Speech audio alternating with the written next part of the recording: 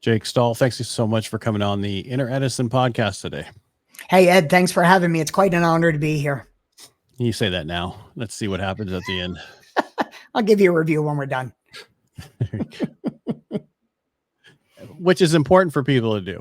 You know, in general, if you like a podcast, if you like certain things, give them a review. Let them know that you care. We have a bunch of reviews, but it's nice to have people to do that because then we know we're making a difference, you know. Ed, what you do does make a difference. There's a lot of podcasts I listen to, including yours, and I really think that you all deserve more recognition than you get. Oh, thanks. Well, I also do a radio show, which got me into podcasting, so that's helped me out a lot. But the most important thing for me is to find out who you are, why you do what you do, and explain to people, hey, you're going to make mistakes. It's okay. Let's move on. You know, absolutely. Sure. Yep.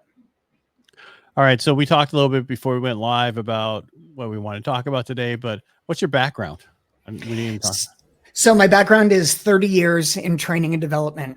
I've trained in 6 different countries, 47 states, and over 10,000 people. So I've really latched on to what makes a person think, how well do they learn?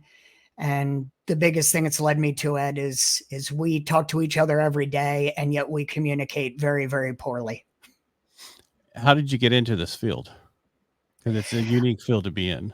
So. Yeah, I was in sales for a number of years, and one of the companies that I sold for said, hey, do you want to become a trainer? And I said, sure. And after I said, sure, I thought, I have no idea how to do that. And then I thought, oh, I want to make people like me. And that's like, no, you don't want to make people like you. You want to make them like them. It's been a long journey. And I will tell you, Ed, I was glad to come on this show because I'll gladly tell you, I am the sum total of my mistakes. Oh, aren't we all? Yeah, I think we are. I hope so. Some admit it easier than others. That's how I talk to people and I ask them, would you change anything in your life? And then most people will say no, because I wouldn't be where I am. That's like, you know, if I wouldn't have had the different, you know, been divorced twice, I wouldn't have met my wife. There you go. We've been married. This will be 20 years. It seems like. Congratulations. That's awesome. Yeah. Well, prior, my other two put together didn't even make 7 years. My first marriage was 28 years and my marriage currently is 7. Wow. Usually different if you have kids, right? So. Yeah. Luckily mine were grown and it made it a little bit easier. I mean, usually you stay together longer with the kids. Correct. Yeah, that's absolutely accurate. Yep. That's why we did. So were you able to talk to, did you practice at home what you learned? Is that why you finally got divorced? Well, I will tell you, I wasn't always the best communicator. So that was definitely part of it. And it was a learning experience. But of course I practiced on my kids. They were my test tubes. They were my guinea pigs. They were the ones that I tried everything out on. And, yet we still don't communicate well. Love my kids and we're as close as can be, but boy, it's just amazing how I go out and teach us stuff every day. And at the end of the day, I think, man, you're not always practicing, brother. What are you going to do? You do the best you can, you know? Yep. I saw a thing the other day. It was like, yeah, as parents, we fake it as much as we can. And then because our parents faked it as much as they could, and you're just trying to get through it. There's books now on it, but it doesn't mean that works for everybody. But I kind of want to stick into the sales side because that's where I've been in my whole life. I do sales, and a lot of people go, everybody sells. You have no idea. Everybody sells. You sell your kids on not to run across the street. You go in for a job, raise at your work. You're selling yourself. You sell. You just have to understand how to do it. You just don't know that you're doing it. So. Yeah, when I work with clients, one of the things they always tell me is I'm not a salesperson. I said, tell me why not? And then they sell me on why they're not a salesperson. It's hysterical. And when I point that out, it's kind of a showstopper. So you're right. It's the oldest profession. Yeah, I mean, people think it's a 4-letter word. It is, but it's not that 4-letter word. So I think it's gotten a negative connotation over the years. And it's unfortunate, but you're right. We all do it. And that's our profession. So gotta love it. I think it got a negative is because when people think they get manipulated by salespeople, when in Correct. reality, most of us persuade you. You want to buy, you want to get something, and we're here to help you get that. That's what we do. We're persuasion. So Yeah, and I think it goes above and beyond that, Ed, when you persuade them even when it's against their best interest. And that's unfortunately what some people remember. I think that's a manipulation. 100%. That's the difference. Persuasion is when you're helping somebody who wants to get it in the first place. You're just helping them make the decision. If they don't want it and you're selling it to them, that's like something I remember I worked for a guy who goes, I can sell ice to an Eskimo. Why would you? That's manipulation. Right. That's not persuasion. And that's why I did a talk once. It's because when I've been in the industry forever, it was always people don't buy because they just don't know. KNOW. And I was like, that is the dumbest statement, which I understand they don't know, but I changed it to knowledge needed to overcome waiting. And that's what people buy. So that's catchy. Yeah. It took me all of like a week to come up with that because I was like, I need an acronym for no. And it was, because to actually work, because I was doing a little 30-minute presentation in one of these things I was doing it, and they're like, we want you to talk about something. And I'm like, I'm going to talk about how to get past no, because what people need to do, because most people don't make that decision because they don't want to make decisions. They don't want to make a mistake while they're making decisions. And that's what they're worried about. You do it for pain or pleasure. Well, the question is, let's do it for pleasure, not just the pain. So get in and that's what it boils down to. Yep. Yeah. So that's what I came up with. And everybody's like, write a book on it. It's like, I don't know if I can do 200 pages on that, but okay. Man, big font. K is 40 pages, N is 40 pages, O is 40 pages. Actually, I wrote 3 different versions, but I used ChatGPT 2 years ago to write it. So. Oh, there you go. Well, take whatever help you can get. Well, no, it's just at the time I was like, that was when it first came out, and I was one of the first adopters of it, like, in November when it came out, not when everybody else jumped on it. I was like, if I could write a book, and it helped me. I mean, it was like, because I'd already my other book was coming out, so I already went through the process, and I was like, let me just see if I could get it to come out. I was like, wow, that's pretty good. But then you hear all the stories about how it takes other people's words and throw it in your stuff, so you got to be really careful. Yeah, I like to use it to help me wordsmith what I've already come up with, but I hesitate for it to create for me. Yeah, and I'm old though, so what can I say? Little prehistoric in my thinking. I just let it take. I'm a veteran, so my stuff's pretty direct. So I drop it in there to be nicer. Well, thank you for your service. Thank you. But I just find out, some people like being direct too, and some people like that's rude. Just get to the point. What do you want? So how come we don't communicate well still to this day? I mean, the problem I run into is you ask somebody, did you get a hold of so-and-so? Yes, I sent them an email. Okay, that's not getting a hold of them.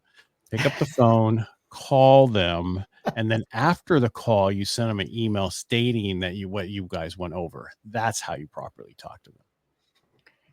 I have to be honest with you, Ed. I truly think our bad communication goes back to just conditioning. We have so many responses that we're just conditioned to give. And my big interest in this, I call it conversational dynamics. My big interest in this is I used to hear people say, hi, how are you? And in my opinion, that is the biggest waste of time. And it's the biggest tell that you're trying to sell somebody something. And all their conditioned responses line up then. Oh, that's going to cost too much. I have to talk to my partner. Not this day, not this year. It's not in my budget. Maybe tomorrow. I walked by a guy the other day. My wife and I were out shopping. I walked by a guy and I smiled and nodded, and he nodded back to me and I said, hey, and he goes, fine, thanks. How are you? It's become so automated. And when I started teaching selling, one of the first things I started teaching was get away from the conditioned response. So the person has to think and engage versus get into that automated cycle of what they're used to saying. Well, sorry, I apologize for that. That didn't come out as well as I thought. I totally get that because people, you go to Costco and they're like, oh, have you thought about solar? Yeah, I thought about it, but what you don't know is you're in Modesto and we have MID and they don't give us any money for that. And it makes no sense to buy solar. Why don't you know who your audience is before you try to sell them solar? Why don't you ask them, do you have MID or PG&E? If they say, I'll have MID, then just have a great day. Thank you. Move on. I don't think a lot of the salesperson nowadays, Ed, are taught to really care about what happens next. It's all about dial and then dial again, then dial again. When I go into a company and I help them with their communication, their sales, the first thing I look at is their CRM, because people get bent on this. Oh, we close 1 out of every 25. When you make sales a math game, you've lost already. Sales needs to be about each individual call. And when you're just trying to work as fast as you can to hit the law of averages, you lose the art and style of what selling's all about. So how do you fix that? By starting over with their communication, starting exactly at, hi, how are you? I actually teach a course on how to establish trust within 3 minutes or less. So one of the things we do is we talk about persuasion. So before you even get in touch with a person, how can you start to persuade them? And honestly, Ed, it can start with your picture, the one you use on LinkedIn or on your podcast or on Zoom. It makes all the difference in the world. And I think people don't consider that. It's, let me show you me parasailing. Let me show you petting my dog. But the reality is you're persuading someone before they even reach out. And every second and every visual counts. So the people you talk to that have sales, what's the level are we talking about that they're of dollar amount that they're selling? I've worked with people that have sold transactional sales, $13-15 for their units. And then I've worked with people that what they sell is anywhere between 5 and 7.5 million. The only difference is the price tag and the sales cycle.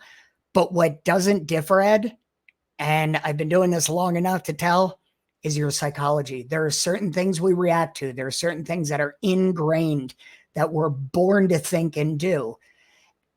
And as salespeople, I don't think they look enough at that process, and they don't consider the psychology of decision making.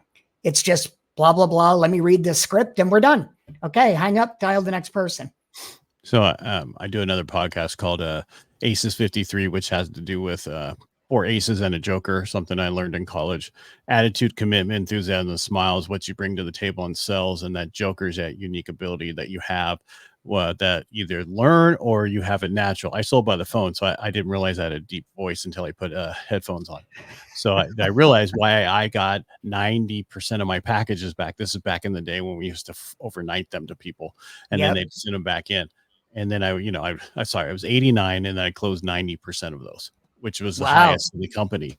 And the closest person to me was 49. And they're like, what do you do? Well, a couple of things is I pre-qualify the people to make sure they want what I'm going to send them, and I'm not going to send to them. But it also helps with if people are engaged talking to you, because you don't sound like Gilbert Gottfried.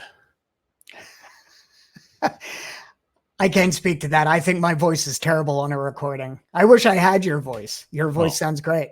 Thanks. But I'm just saying, but that 4 aces and joke, but I've get in arguments with people about scripts. I think a script is very important up front until you learn the process and you take that script. I agree 100%. Natural guy on the internet he's in my group, and he's like, oh, Ed Parcaut's done really well in the mortgage industry, but I'm wrong. I think he's wrong about scripts and blah, blah, blah. That just tells me you're not working on a script, and you have no idea what I'm talking about. You've not really been a real salesperson before. So what did he say was wrong with your theory? I'm curious. He just said that is scripts are not what you need to do. That's not, he was just he was a mortgage person with no volume. But I came from the 90s.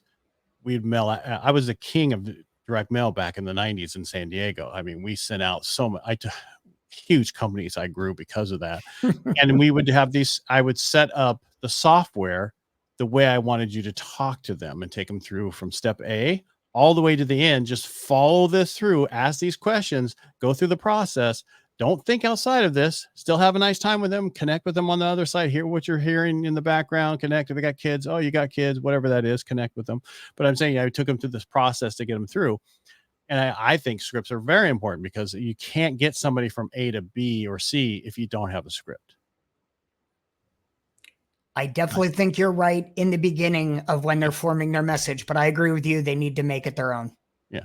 I mean, because you can't say, "Hi, I'm so and so, and this is what I'm here today." It's just like when we do radio. I have my opener, close, middle, all that stuff. It's written there, but I can't sound like I'm reading it. Right. I don't. I could tell you right now, even without the script, I could do it, but I still look at it when I'm doing it. I'm a big fan, Ed, of selling with silence. How much can you get them to talk about? Because most people will sell themselves. You talk about the right things, you form that connection, that bond. Most people will sell themselves, no matter what you're selling them. Well, that's the old saying, you can talk your way through a close. Yeah. Yeah. And many people do. I've been there. I watched them. I'm Yep. like, you had me here. You lost me here. You know, And go ahead. In the beginning of my career, Ed, I did the same thing. You get so excited that you closed. You're like, oh my God. So let me just keep telling you why this was a great idea. And eventually you'll learn your way out of that. But I made all those mistakes. Yeah. I still think the old way of selling is the best way of selling. You just have to adapt it to different things today. I mean, they were talking about old is new. No, old is not new. Old is always the way it's been. It's all about the persuasion part of it, not manipulation part of it. Some people can take what they learn and can manipulate people very easily with what they learn. What's that old saying? With power comes great responsibility. With really good salespeople, does great responsibility come with that? Yeah, I have a master's certification in neurolinguistic programming, and I do coaching of NLP. And honestly, I get that question all the time. Isn't that manipulation? It's not. As a matter of fact, it's almost exactly the opposite. Because you can just see where you're going. A good friend of mine, Brian Galke, I don't know if you've heard of him before. I haven't. He does subtle skills. He can tell you everything about you by your eyebrows, your nostrils, all the things. I mean, he's right on, and he's into the body language and everything else, which you should know, right? Yep, me too. You need, when you said about the pre-sell, about, the picture you have on the LinkedIn, all that. Well, that's what he would do. He'd go look at their picture ahead of time and then set his presentation to that person. 100%. Knowing what he knew about them beforehand. Yeah. And it's funny, Ed, because psychologists have actually stated that there are 3 things about a picture that make you trustworthy or make people not trust you. And it's a smile, it's the lean that you have, and it's the tilt of your head. So straight back or slightly lean forward, a smile and a tilted head establishes trust almost immediately on a subliminal level with 95% of the population. I guess I got to smile more because I never do.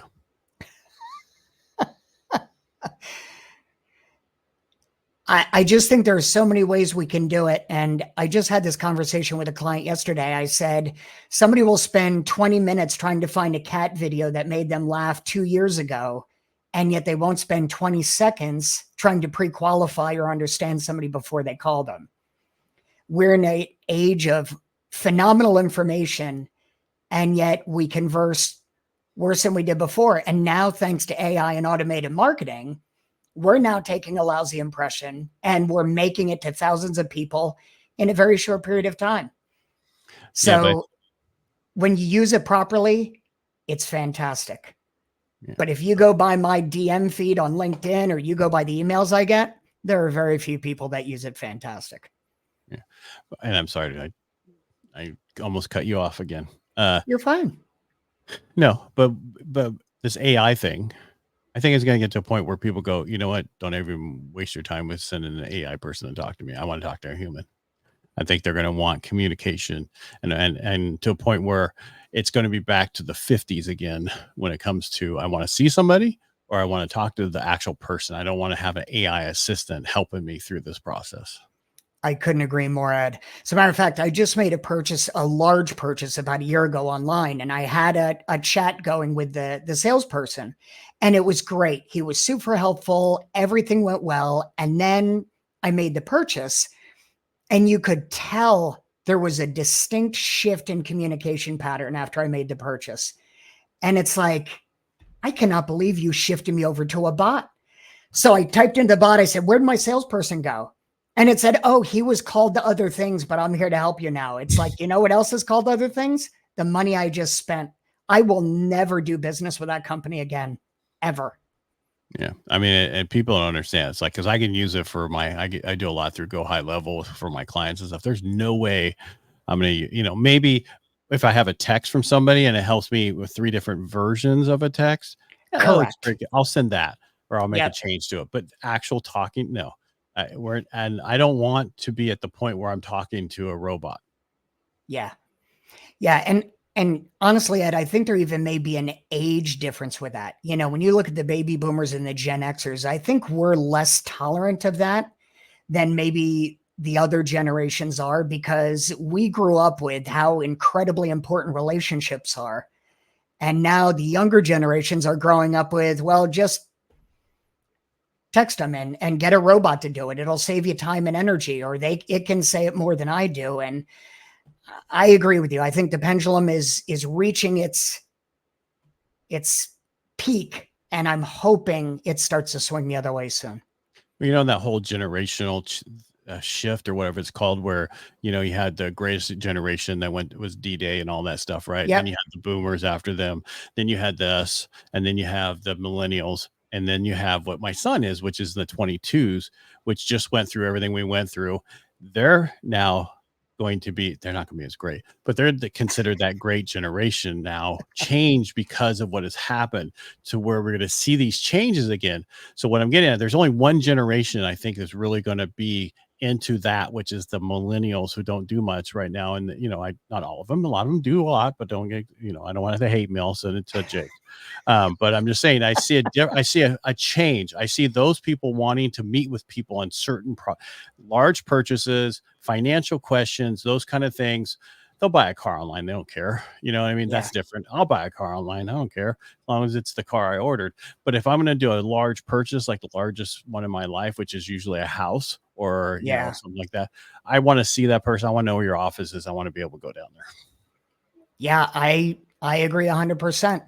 It's funny because when we talk about selling, or when I take somebody through a program, you actually need to gear your responses in your conversation towards their generation.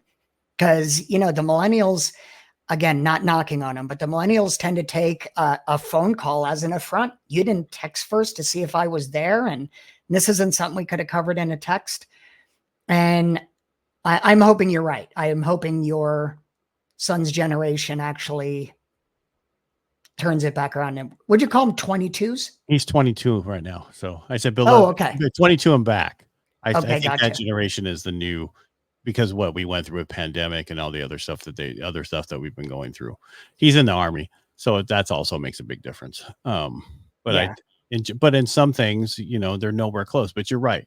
People, they won't pick up the phone. They'll text for a week with something that they could have had done in 5 minutes by a phone call, which is so stupid, going back and forth. I just lost a younger client because we didn't, they preferred the relationship with somebody else. And I understand that. I get it. I'm not here to hold your hands that much. I'm here to help you a lot. But if you want me to be your best friend, I'm not going to be your best friend. I'm here my side is financial, and make sure you don't make a bad decision.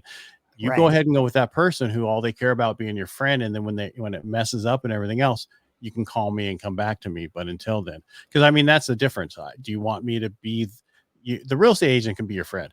I'm the loan officer. I want to make sure that you're doing what's best for you as a financial side. So I have fiduciary responsibility to you, but I also, yes, we can get along and, keep talking down the road. And some people do turn into friends, but not everybody is in that situation. Yeah. Yeah, I tell people in general that we can have this relationship, and if friendship is a byproduct of what we're doing now, that's great, but it's not my intention. I used to tell my kids that. People would say, "Oh my God, I'm best friends with my kids." And I would tell my kids, my first job is to be your parent. If we become friends as a byproduct of this whole thing, awesome. But I'm not in it to be your friend. And if I become your friend, I'm pretty much not being your dad. Yeah. Yep. And I lose the perspective of being able to make a decision. Well, you treat your friends and decisions with your friends much differently than you do when you're a parent. Yeah, it's like bosses and their staff. You got to have that. You have to be the boss. You don't have a choice. Yeah, and that's something I do cover with leaders is this whole thing about going out with your employees for a drink. It's going to come back to bite you. I Yeah. promise it will come back. They don't say it's lonely at the top for unknown reason. It's lonely at the top if it's done right. You go out with other business owners. Correct. That's who you hang out with. You don't hang out with your employees. It becomes a problem. Now your sales staff is a totally different situation. Why is that? I just feel that depending on how because when I used to oversee my sales staff, you would take them out for their, what we did so much, because we did a lot of call over the phone stuff. And at the back, I'm talking the 90s, it was a totally different world than it is today. Today, because of all the DUIs and everything else, I wouldn't necessarily take out a whole staff to that stuff anymore. But, having everybody get together and celebrate the win is not a problem. But back then it was a totally different world. We normally take you out for celebrations, people, but due to the law and heavy litigation, we can't do it this year. We'll have it in. Bring it in. We'll bring it in. Have a party here. No, but it was just so I grew a company that we had 26 salespeople, and I did a ton of marketing, which doesn't sound like a lot, but we'd sit there for 10-hour days taking phone calls. We knew when it was going to hit. And so in between that time of when the calls would hit, you would do other things. Like we would play video games. I mean, we all networked and we played video games against each other the whole time. And not the games today where you get lost in it. And you can't remember, was it 2 hours ago or whatever? The ones that you just like, who cares? We drop it and we go and you pick up the phone and you start talking. It was a different world. And then at that time, this was in the 90s, the top sales guy was making $600,000. Second guy was 500 grand. Third guy was 400 grand. And this was in doing refinances nationwide. That's how much. And so that's the difference level of taking people out is what I'm talking about. It wasn't like Boiler Room, but it's close. Those movies are great. I really enjoyed Boiler Room. That and Glenn Ross, my two favorite.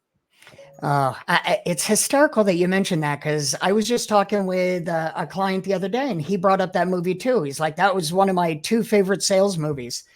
I'm a big fan of Tin Men. I don't know if you ever saw it. It was an 80s movie. Phenomenal movie. But the first 10 minutes is all you need to watch of Glenn Ross. That's all you need to watch. Because I actually worked for a guy like that, Alec Baldwin. Did you really? Yeah. And when in the first mortgage I got into, we grew that company so large. That was a guy. And so what I learned in those 3 years, I couldn't have learned in 20 years of business. Yeah. And if you really want to have a drinking game with your friends, just have a drink every time they drop the F-bomb in Glenn Ross. You won't survive the first half hour. I never get past the first 10 minutes. That's the only one I want to watch. It's like, I've even taken it to, shown it in different sales meetings. Like, this is where I used to work. That's not how we are now, but that's how it used to be in this industry. Yeah. Now it's a kinder, gentler, but different world. Things change. But sales is very important, because you can't pay for marketing. You can't pay for anything else unless something is sold. I agree. It's because of salespeople that things actually move and take place in the country. Without us, everything comes to a halt. I remember one guy going, I don't want my top salesperson to make more money than I do. I go, I do. Oh, yeah, me too. Yeah, because that means they're doing a lot. Yeah. And we're going to keep getting that every month, what we're making. And all you have to do is oversee them and give them what they need. But people don't understand the process. They don't understand how to do it.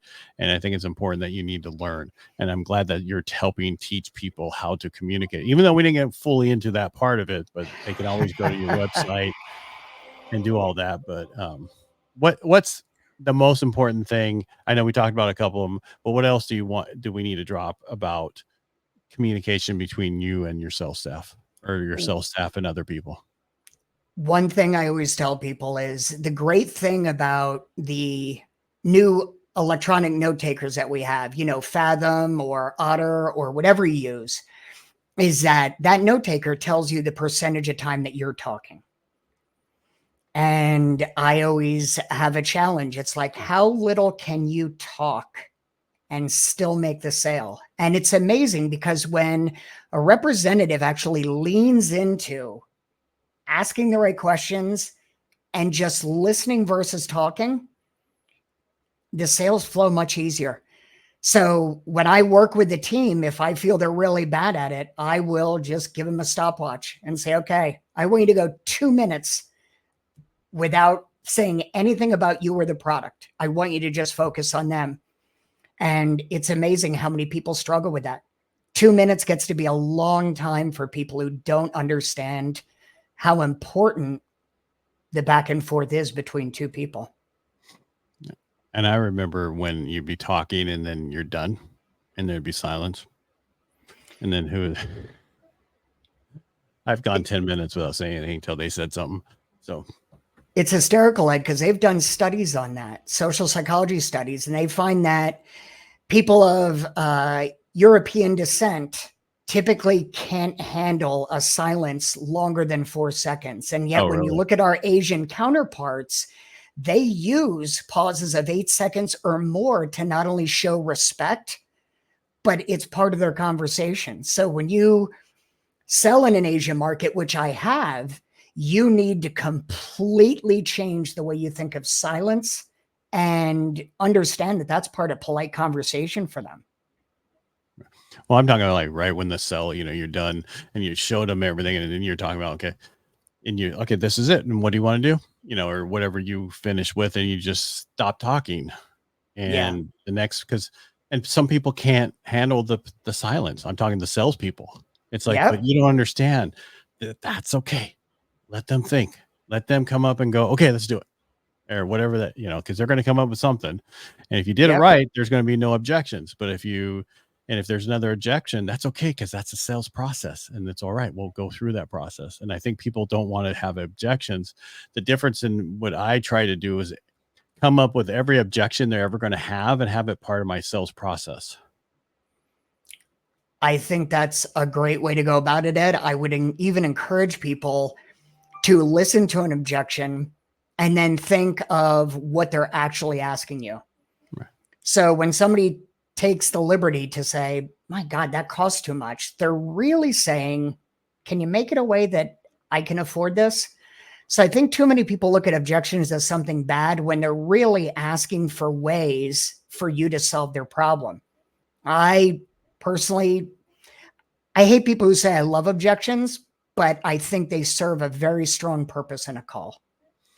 Well, what I think they're important because they're part of the sales process. If you don't have an objection, they're probably not listening, right? I mean, even though I say I try to hit everything, there's always a new one.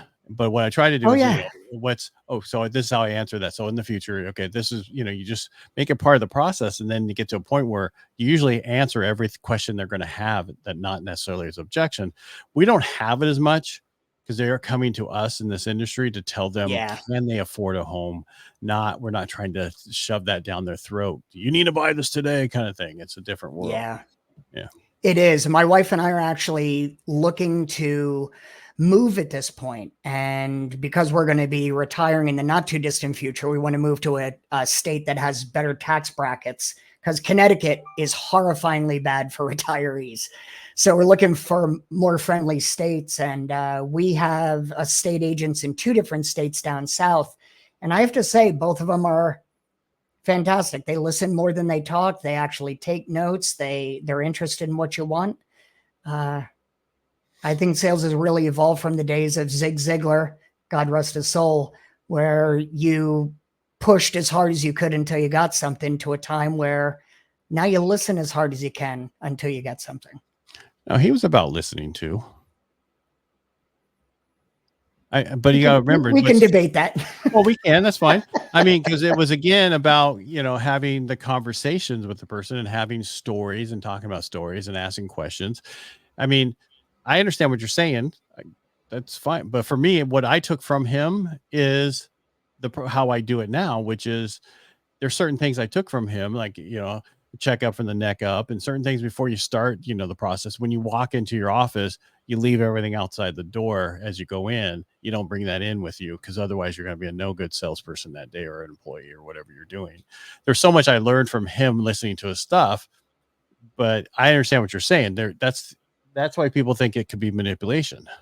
Right. It was a different age of selling at that point. And listen, I've taken a lot away from Zig too. I think I probably bought every cassette tape he ever put out, for those people who know what cassette tapes anymore. And they were right after 8-track. Right. I had those too. Right before CD. Yeah. Had a yard sale not long ago where they had 8 tracks as part of their yard sale. And I'm thinking, God, I wonder how many total 8-track cassette players are left in the world right now. They're probably collectible. They're right next to your VCR. No, the Beta.